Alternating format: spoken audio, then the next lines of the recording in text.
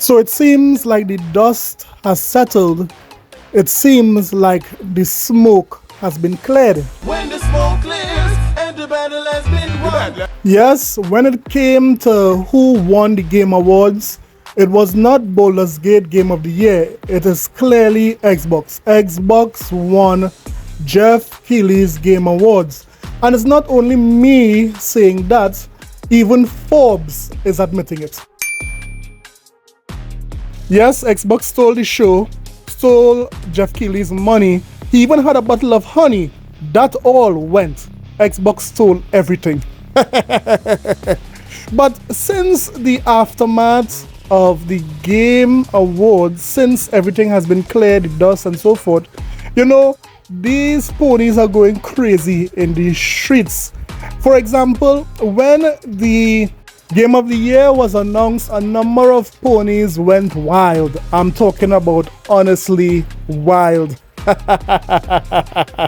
Hurry up. And the game of the year is Spider-Man 2. Come on. Come on. Baldur's Gate 3.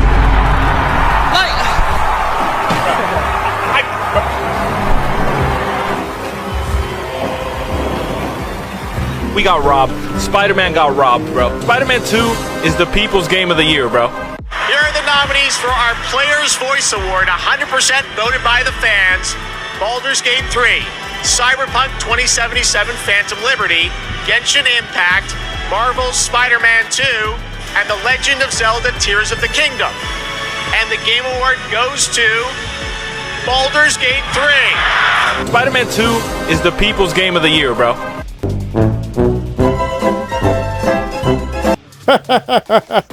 Spider-Man won nothing. Do you hear me? It won zero. Zip. Zilch. Nada. But like the Sony community could not wrap their head around that. Look at this. Have you ever played Baldur's Gate 3? Have you ever played Baldur's Gate 3? People were lining up outside buying PlayStation 5s for Spider-Man. We had Peter Parker, Miles Morales, Venom! Stop! Nobody played Baldur's Gate 3, man! Nobody! You know what Jeff Keighley did there? Jeff Keighley invited Spider-Man to the sea, but Spider-Man couldn't get to bed.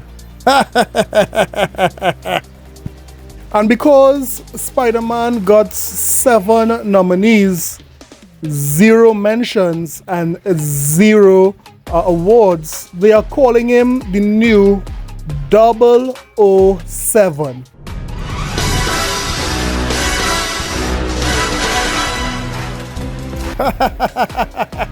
You guys are sick, I'm done. But some of the ponies in the chat might be saying, but at least we got nominated.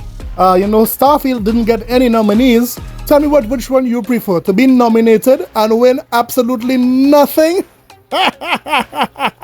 Or not to be nominated knowing here what, you're not already going to win anything. Come on, you guys got your emotions played with. That is why the reaction at the Game Awards was so priceless. I really admire that amount of salt at the Game Awards.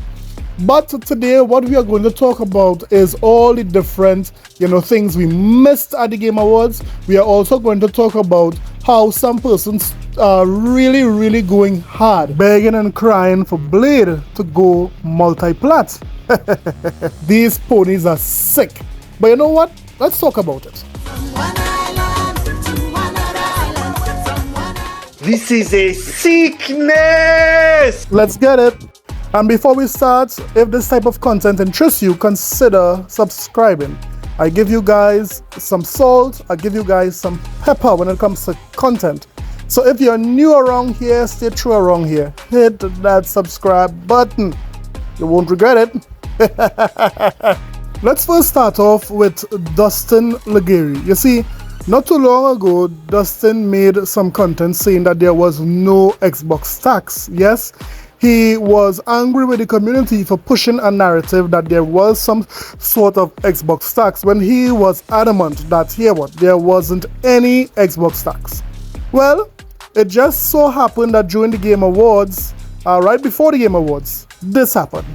in 2024, having Hellblade 2 and Stalker 2 would be enough for Xbox.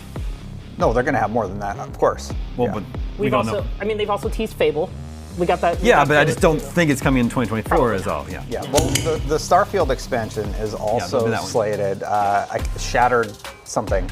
But I think that would hit in 2024. Yeah. That could get a tease tonight. And we're all worried about the player numbers going down. I mean, they have. I'm being sarcastic. Nope, they have. Well, yeah. Damn! Yeah, it's a single player game. So, yeah. All right, we have got to take a quick break, but when we come back, we'll be talking about even more Game Awards surprises we expected. Wow, that was hard to watch. Dustin came there to talk video games, but that mustache guy came for blood.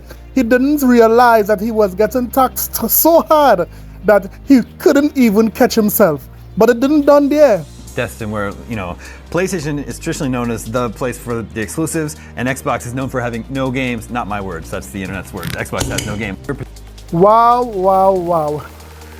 I'm sorry, Dustin, but you saw the Xbox tax in real time.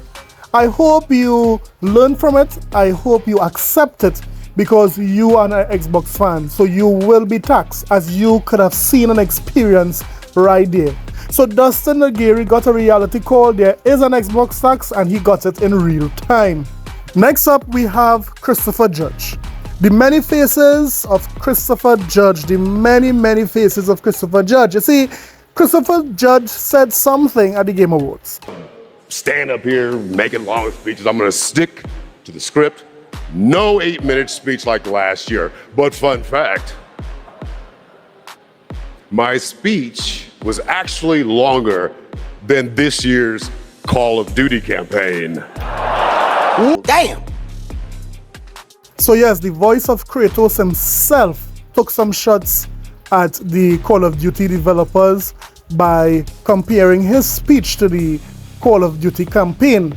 Now this started a discussion.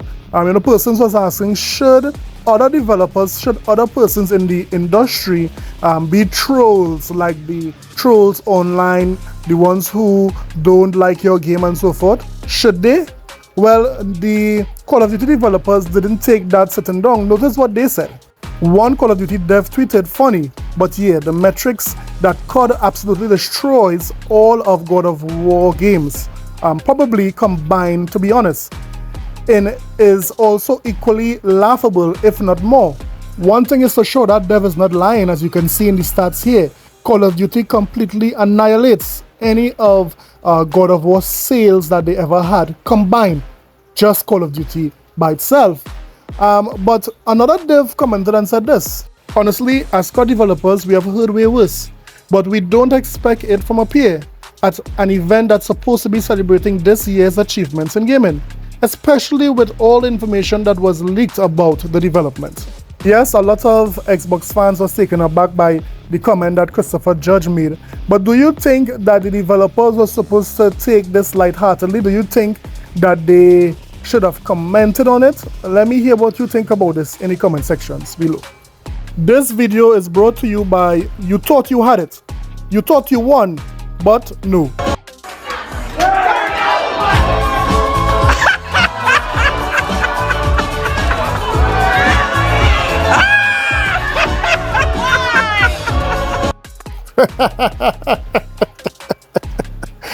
Can't help myself, man. I can't help myself. But let's go look at the next story. Let's talk about this Blade. Blade is really having, persons going out of their minds with this Blade. Now, ponies all over the world, ponies from near and far, they are begging, they are pleading, they are hoping that Blade come to their console. Look at these ponies beg for Blade. Now, Phil Spencer made a tweet on some game he was playing, and then look at the bottom there. Please put Blade on the PlayStation 5. These guys are hungry. Yeah, that brother's starving. Yes, but there's more. Barry on Twitter wrote, can't wait to play it on my PlayStation. Play anywhere. This gonna be glorious on the PlayStation 6. Yes, they are even saying that this is going to be on the PlayStation 6. A known pony general like Nicola. But there's even more. Now, another fanatic went as far as to go and doctor the official trailer to put a PlayStation logo, on it. And he's claiming that apparently on Reddit, they teased this image and it's going to be announced in the next state of play.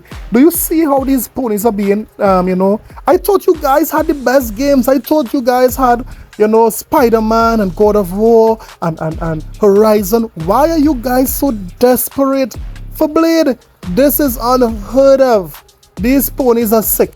Now, the Xbox community, being how helpful they are, made a nice little image for the PlayStation community, just simply saying, stop crying and buy an Xbox. It's simple. It's very, very simple. Now, somebody might be saying that why didn't Microsoft just come out and say, here, this game is an Xbox exclusive. Remember, right before the Activision Blizzard deal was passed, the FTC used that as ammunition to help persons to see that Xbox is going to make, all these games exclusive if they acquire the studio. They pointed out to Redfall and Starfield that those games were exclusive. So, Microsoft's plan is to make everything exclusive. And as you know, just recently, the FTC is appealing right now the Activision Blizzard deal. Link Vega commented on one of my videos and said this: I don't get why people are questioning whether Blade will be exclusive to Xbox or not. Firstly, this is pretty typical of Bethesda. They didn't announce Indiana Jones or Elder Scrolls 6 as exclusive for months after announcing them. They also want to avoid giving ammunition to the FTC. Also, finally, the game is probably 4 years away minimum, so who knows what platforms will even be on the market at that time. Makes no sense to announce it for the Series X if the Series X potentially won't even be the main console at market by that point.